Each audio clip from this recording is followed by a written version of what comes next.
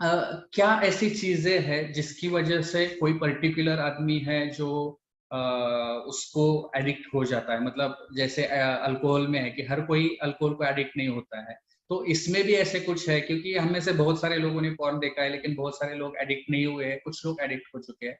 तो ऐसी क्या चीजें हैं, क्या वजह है, या फिर ऐसे क्या कॉजेस है जिसकी वजह से कोई आदमी उस पोर्नोग्राफी के लिए एडिक्ट हो जाता है? अभी क्या होता है, most of the time pornography की तरफ क्यों और लोग जाते हैं? तो सबसे पहले तो एक क्यूरियोसिटी रहती है कि ये क्या है, या सेंसेशन सीकिंग रहता है कि ये क्या अलग चीज है। उस टाइम तक वो क्यूरियोसिटी अगर जाती है, सेंसेशन जाता है, तो ये नॉर्मल इसी की तरफ जैसे बढ़ते, जैसे अभी आपने कहा है कि बहुत लोगों ने पॉर्न देखा है लेकिन एडिक्ट नहीं, इस वजह से पॉर्न देखते हैं, लेकिन वो सोल जरिया नहीं रहता है उनका सेक्सुअल चीज एक्सप्रेशन करने का। ओके, अभी इसके आगे जाके क्या होता है कि कुछ लोग इसको अपना सेक्सुअलिटी एक्सप्रेस करने का एक जरिया समझते हैं, जैसे कि स्ट्रेस हो गया, टेंशन हो गया, उसमें से रिलीफ लाने के लिए एक एस्केप मैकेनिज्म करके इसको ज्यादा से ज्यादा देखते हैं। या रिलेशनशिप प्रॉब्लम जैसे रहती है, तो उसमें कि मैं सेटिस्फाइड नहीं हूं, मेरा प्रॉब्लम है, तो मैं इस जरियों से ऐसा देखना चाहता हूं। या कुछ लोग जिनको साइकोलॉजिकल डिसऑर्डर्स रहते हैं, एंजाइटी है, डिप्रेशन है, बाकी कुछ चीजें हैं, इनको इस तरह से इसमें कभी कभी एक एस्केप मैकेनिज्म करके घुस जाते हैं। अभी इसको यूज करने के बाद क्या होता है, जैसे अपने सारे एडिक्टिव सब्सटेंसेस है, उसी प्रकार से ये जो है आ, इसको क्या होता है कि ब्रेन में सेंसेशन ऐसा आता है कि रिवार्ड आता है, कि मजा आता है, चलो ये हमने देखा है, मजा आया, ये जो भी हुआ। बट जैसे हर एडिक्शन में जैसे होता है, कुछ दिनों के बाद ऐसा होता है कि अरे ये इतना देखने के बाद हमको तो मजा ही नहीं आ रहा है कि नहीं? तो फिर और देखो, जैसे अमाउंट बढ़ जाता है और समय के लिए देखो, महीने बीत जाते हैं, सालों बीत जाते हैं, फिर इसमें से वो निकल नहीं पाते। 10 मिनट पहले देखते थे, अभी 20 मिनट हो रहा है, 30 मिनट हो रहा है, 40 मिनट हो रहा है, 1 घंटा हो रहा है, 2 घंटा हो रहा है। कभी कभी इतना होने के बाद भी फ्रस्ट्रेशन आता है।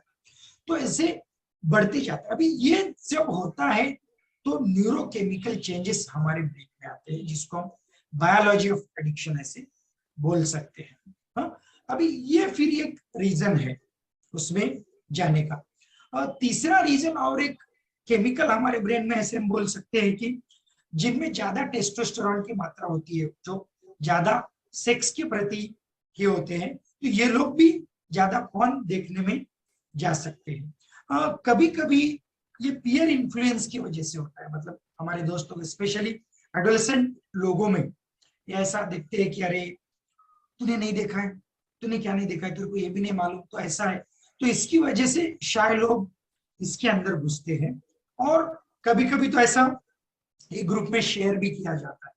तो ये एक थोड़ा सा ऐसे भी पीयर इन्फ्लुएंस की वजह से भी इसमें जाते हैं। तो ये सारे कुछ ऐसे छोटे छोटे रीजन है, बट ये सभी जो रीजन है, ये इंसान को उसकी अवेलेबिलिटी, जैसे कि अभी ये अवेलेबल है, कोई भी चीज सब्सटेंस अवेलेबल है, तो वो अवेलेबल होने की वजह से कुछ लोग इसके गिरफ्त में आते हैं और देखते हैं, छोड़ देते हैं। लेकिन कुछ लोग जो क्या कहते हैं कि जिनका बायोलॉजी ठीक नहीं है, जिनका न्यूरोकेमिकल कंस्टिट्यूशन ठीक नहीं है, वो इसके एडिक्शन में आते हैं। या जिनको सोशल ज्यादा प्रेशर है, या एंजाइटी है, चिंता है, या खुद को एक्सप्रेस नहीं कर पाते हैं, ये इस एडिक्शन में जाते हैं।